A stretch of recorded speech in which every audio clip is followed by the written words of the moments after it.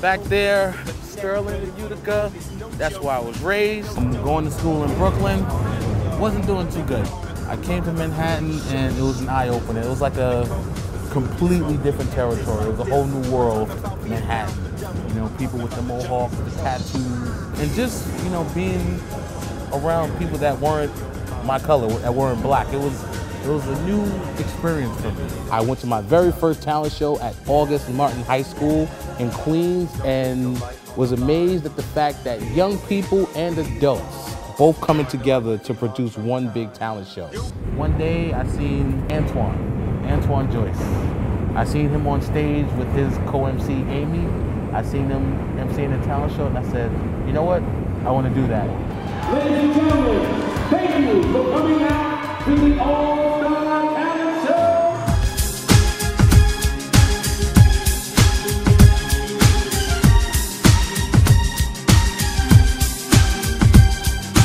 People, people, people. People, people, people. I've been a part of the All-Stars since I think 1990. And at the time I was a young mother.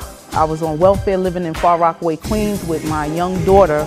I was a high school dropout. I didn't have guidance or outlook in my life at the time. And the only thing I could remember from that day that started my whole life fresh all over again was hearing that, congratulations, you made the show. I love All-Stars because it encourages kids to not just perform something they've learned, but to be themselves and to open up and open themselves to life. It's not just a talent show. It's about how do we support the growth and development of young people in poor communities.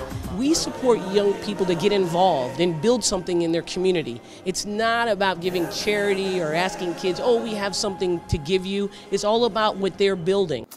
Dial to 7 digits, call a chemist. I compound underground sounds of pronouns, so pronounce our name right. Rappers who take a stance, B-boy. Pop the lock on the minds of these slaves until they free boy. Mischievous souls who don't get it, so they spit it. Where the smoke is blowing loud and all the crowds are looking frigid. And I came to visit NY, heard poets, singers, and all bars. And when I walked out the door, I left out an all-star.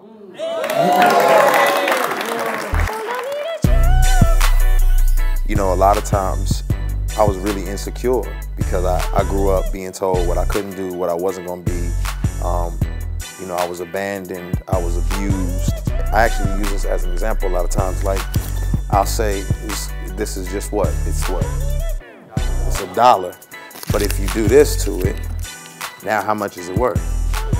What if I spit on it, stomp on it, now how much is it worth? You ain't worth nothing, you ain't never gonna be nothing, you're terrible, you don't fit in, nobody likes you. Now how much is it worth? So it's been spit on, stomped on, told it was never gonna amount to nothing, but did it ever lose its worth? And that's what I had to realize, is that though I had been spit on, stomped on, told I wasn't gonna amount to nothing, abused and thrown in the gutter, that I never lost my worth, that I was made with purpose and I was created for something far greater than I understand. And that gave me the confidence to keep going. I've always decided to come back because it's always been positive, and it's always had my kids ready to learn new dances and ready to come and compete. And they remember the people they compete against, and they meet new friends. And they carry these relationships on years and years and years. Well, I actually met Chucky when we were 16. We were in the same group and everything like that. And years passed, 10 years later, we're here now, we're adults, and we're doing the grown-up thing. All-Stars was the place to escape.